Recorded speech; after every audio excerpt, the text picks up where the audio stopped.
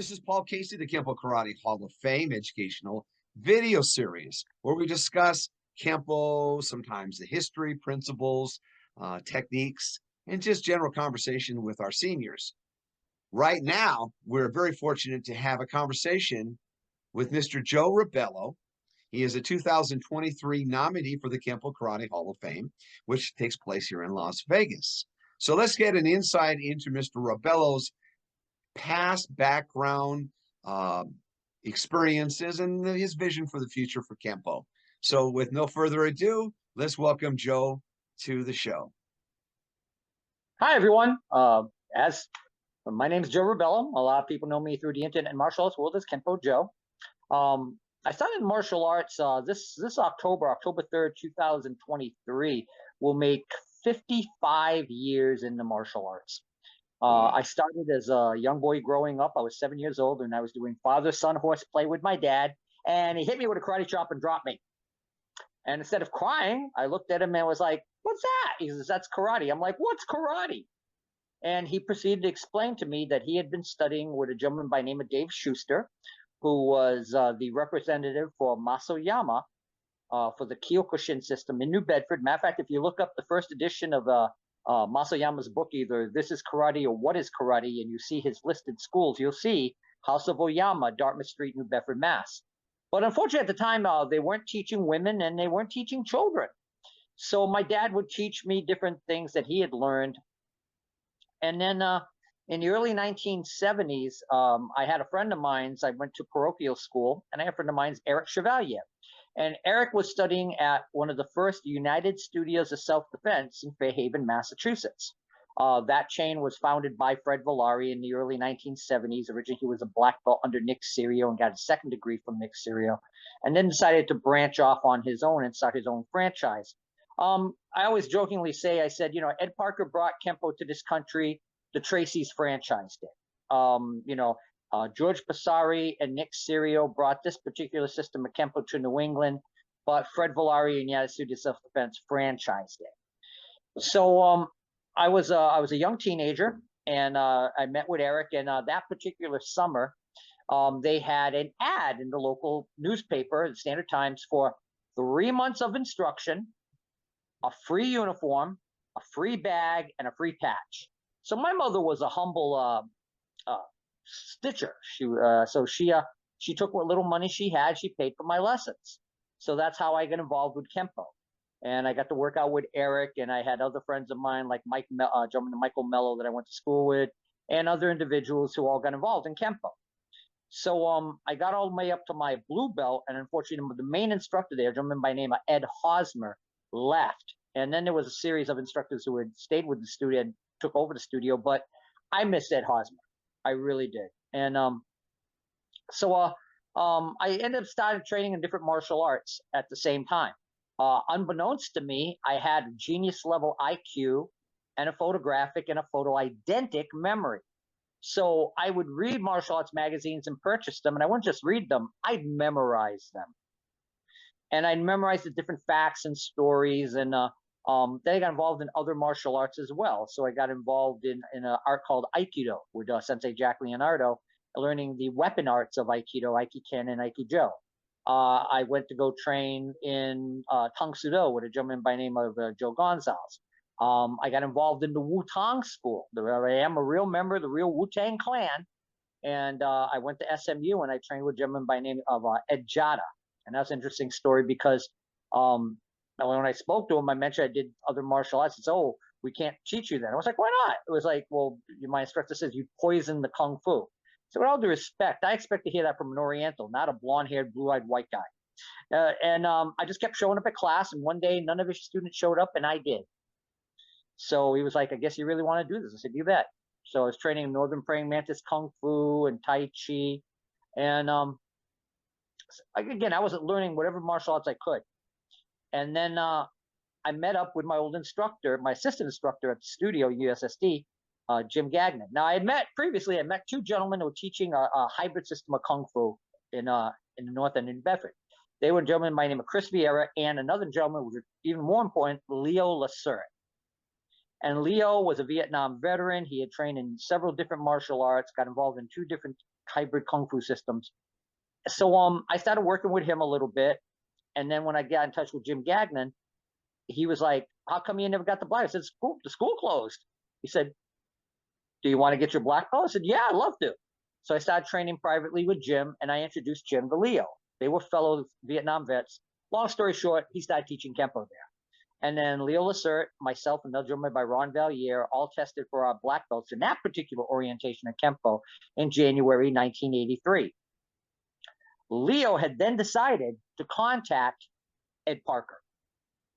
Now, it was perfect timing because at that time, Tony and Doreen Cogliandro, Nick and Nancy Serio, and a couple of other individuals, Steve Jellin, had all contact Don Rodriguez, had all contacted Mr. Parker about rejoining the IKK. Nick Serio had been a member of the IKK in the late 1960s and in parted ways, went to train with Professor Chow for a little bit and other instructors. So that was the exact same time that Leo had contacted Mr. Parker. And I'll never forget, we were in his little basement dojo where we had tested for our black belts together, 16 Hicks Street, never forget it. And Leo's elderly mother opens up the door to the basement studio and goes, "Leo, Ed Parker's on the phone for you." It was like telling us that Jesus Christ had just called us on the phone. So like the old Warner Brothers cartoon with the smoke trail, we rush up the stairs, and Leo's talking to Mr. Parker, and I'm hanging on every word, listening by the phone. And we got in on the ground level of the IKK in New England at that time. And we got our black belts certified by Mr. Parker and started taking classes through seminars with Mr. Parker. Now, you got to realize a very important feature here, and I always mention this because some people aren't aware of this because now it's 35 plus years later. We were all on the same page in New England at that time. So it wasn't like, oh, these people were far more advanced. No. Nobody knew Ed Parker's Kenpo at that time. We all did the New England-based system, which was based on Kata Zenpo Goshin Jutsu. So all those people, we were all on the same page, on the same level at that time. So Mr. Parker was coming to New England. He was doing a series of seminars. Now, at the time, I was teaching at a racquetball club, and the backers asked me, "How come you never, open up a commercial credit card? Haven't had the capital?" They go, "You do now." So I contacted Mr. Parker. Again, remember, this is the infancy of Mr. Parker's system. So we had a meeting with Mr. Parker about opening a franchise, an Ed Parker franchise, the first one in New England. Now, unfortunately, my backers backed out of doing the plan, but Mr. Parker never forgot that and never forgot how badly I wanted to learn the system. So I would work with anyone I could, whether it was the Cogliandros, they were learning the system, or whenever Mr. Parker took a seminar. And I took him at his word. He sat there and said, "Look, if you've got a question, you write it down." And I would write down questions, and I would get the big red, the cumulative journal. I would study it. Now, Leo Lacert and I had a distinct advantage. We did Kung Fu. And because we did Kung Fu, we understood a lot of aspects of Mr. Parker's system that a lot of people, other people, weren't that familiar with because they hadn't studied that Chinese orientation of the martial arts, which were integral to Mr. Parker's system. But I started to follow Mr. Parker around like a groupie. I would get in my little car and I'd drive to wherever he was, and I'd take a seminar. I'd always have notes. He always said, have notes, and I would have notes and question different things. And I decided, like I said, 1985, we opened a commercial school, and that was because of me. And contacted Mr. Lacert and convinced him, and he had brought in another gentleman, Steve Arsenault, at the time. And eventually it didn't work out with me, but that's fine because I still trained with Mr. Parker. And Mr. Parker would always take the time to demonstrate on me. So I wasn't this guy in the fourth row who maybe he knew who he was. No, he knew me. He knew me well. And he knew how badly I wanted to learn. And I didn't know you could take private lessons with Ed Parker at that time. So I did the next best thing, and I'd take the seminars, and I'd pick his brain, and he'd smack me around. To feel is to believe, man. And I felt and I believed. And I tested for my second degree black belt in 1989 directly with Mr. Parker with over 23 black belts and attended. Oh, by the way, another person who tested with me at that time for her second degree black belt, Christine Bannon Rodriguez. and she demonstrated Mr. Parker's art so she could show him, and Don Rodriguez showed him they were taking an active effort to learn the Parker system. Joseph, how many systems of Kenpo do you practice that you are proficient in? Well, we start with Kara-Zempo Goshin Jutsu. That's the mother art of what's known in through New England Kenpo and any system of the Shaolin Kenpo orientation. Of course, Mr. Parker's system. I hold my 9th degree black belt in that. David German's Thai Transition Action Incorporated. I also hold my 9th degree in that system. I've also studied Okinawan Kenpo. I hold my 6th degree in that. Also, I worked on Nippon Kenpo and certified Nippon Kenpo, which is a more combat fighting style. If you ever see the Bruce Lee gloves, you know, the Class B, they call them Bruce Lee. They're not Bruce Lee gloves. They're Kenpo gloves. They were designed for Nippon Kenpo. They were designed for the Tokyo Police Department so they could punch each other and hold on to their truncheon, their nightstick, in full Bogu Kendo gear and blast each other. And so they could grab onto each other and throw each other as well. I'm also certified in Kara-Zempo Goshin, or I mentioned about Kara-Zempo, Kaju Kenpo Pailam. That's from a gentleman, Bill Gregory. Bill Gregory is one of the 3 highest ranked people from Daniel Pai and that orientation of the white lotus or Bok Ling Pai system at Kenpo. Again, I'm also proficient in the Tracy system at Kenpo. I met with Al Tracy originally for my TV show here in Massachusetts. I worked for him filming The Gathering of Eagles. I was also inducted into the 2007 inaugural Kenpo Hall of Fame. Again, in total, I have black belts or instructor certification in 24 martial arts. I'm a jack of all trades, master of several, and grandmaster in at least 4. Joseph, what is your best experience in the martial arts? Meeting Ed Parker. Oh my gosh, that man was a genius. That man made me think differently. That man made me look at things differently. That man made me look at things with an educated eye. That man constantly made me cross-reference material. His vocabulary of motion, his vocabulary and terminology was so cutting edge. It was, you know, I definitely call Ed Parker the greatest martial mind of the 20th century. Man, with that man, and not only in Kenpo, he made me look that way toward all my other martial arts. He made me look with a much more intelligent viewpoint toward it, and constantly reconfirm. We say it in my students so many terms: confirmation of the fact, looking at things with an educated eye, constantly cross-referencing material.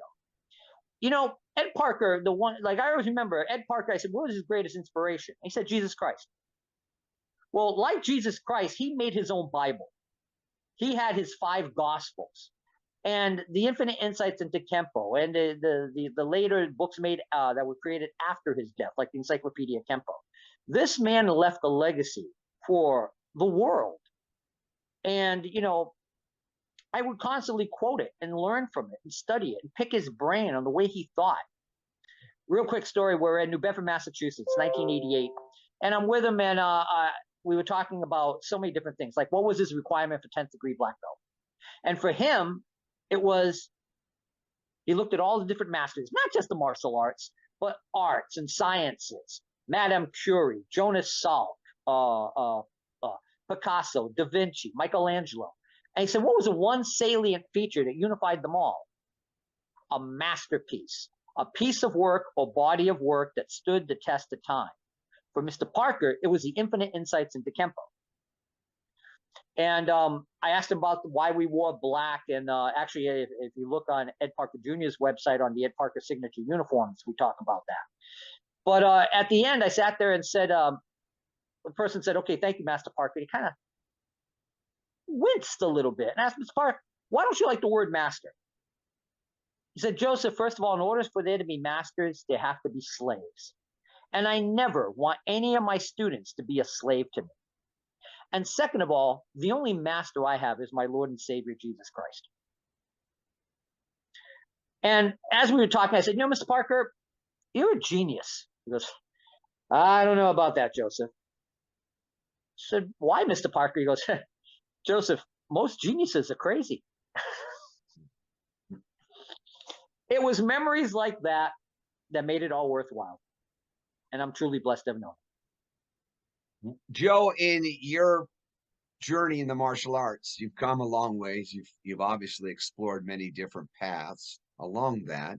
A little time occasionally you take a diversion, but come back to your major path that you're going on. What is your vision for the martial arts based on your experience? Let us not forget the traditional martial arts, which includes Kenpo. You know, so many people like to quote Ed Parker saying, I don't ever want to traditionalize my art.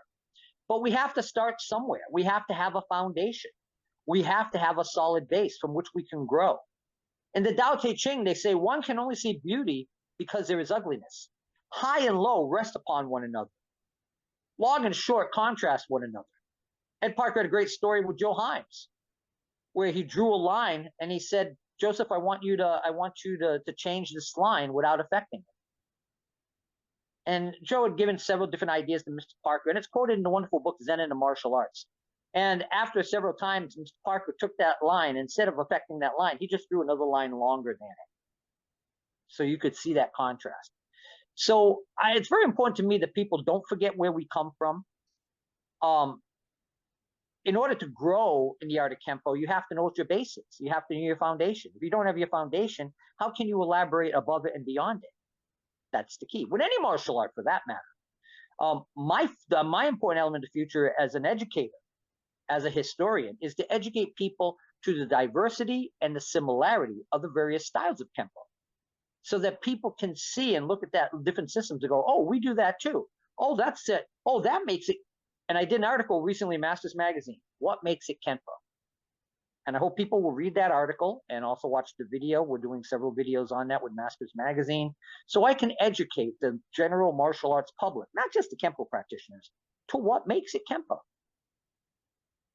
Let's go to final thoughts, Joseph. I always find great interest and humor when I listen to you when you've been on our Zoom meetings. You always bring, you have a good feel of how to break it up. Sometimes it gets a little thick in there and too serious, but you have an enthusiasm and a passion that is probably unmatched on my meetings, which is what I enjoy. And again, those Zoom meetings are always intended to educate people, to show the more similarities, and we're not really as different as we profess at times. We have a passion and love for it. So just a final thought, Joe. You're going to be inducted in the Kenpo Karate Hall of Fame amongst some very, very influential people that walk in different paths, but we all have the same goal. And I'm not relating or referring to anything about being famous. Every one of you have been inspirational to inspire others in your teachings about the path of Kenpo. So what do you think before we close out? First of all, thank you. Thank you to every instructor that ever inspired me. God bless Ed Parker. Thank him. I can't begin to thank him enough, but I sure will try. Thank you for every first generation black belt that I ever worked with. The list is many. Thank you to every student who inspired me or educated me by saying a statement or a phrase or coming up with something. You know, Ed Parker was a great man. He used to talk about, you know, man becomes great when he realizes how little he knows. And he would always sit there and say, if you've got an idea, if you've got a statement, tell me, I want to know. You know, when we look at the black belt theses, those were created because he realized that he could always gain insight from different individuals. I'm so blessed, so humbled, so grateful. And that's the big phrase nowadays. You hear gratitude, right? I am so grateful for having met Ed Parker. And so many of my instructors, Ed Parker and David German and Bill Gregory. And as I look back along this wall, and you know, Carlos Fabres from Nindo Ru, and so many individuals who gave me greater insight and made me appreciate the martial arts all the more. And the two phrases I have is, how can I help? How can I be of service? How can I give back? You know, the phrase, the meme that you see so popular is the first 5 degrees of what you get out of martial arts, the next 5 degrees of what you get out, give back. And that's what I want to do. And Ed Parker, it's right there on our crest, the gray matter. Using our brain. I asked Ed Parker, if there's any one thing you do with a martial arts school, what would you do? He said, I take one wall, paint it white, and paint in big black letters. One word. Think. And Ed Parker's had a great phrase for me once. He said, you know, Joseph, we are teaching you to become a thinker, so you are not thumped upon. Very good. Joseph, thank you so very much for spending this quality time with us, sharing a little bit of your background and insights about your history and personal experiences. I hope this inspires those that are watching to understand that the journey is not based on rank. It's more about the personal experience, and the rank just represents recognition for your contributions to our wonderful art of Kenpo. Joe, we look forward to seeing you in Las Vegas as we celebrate the 2023 Kenpo Karate Hall of Fame award ceremony. With no further ado, sir, thank you very much. Full salute.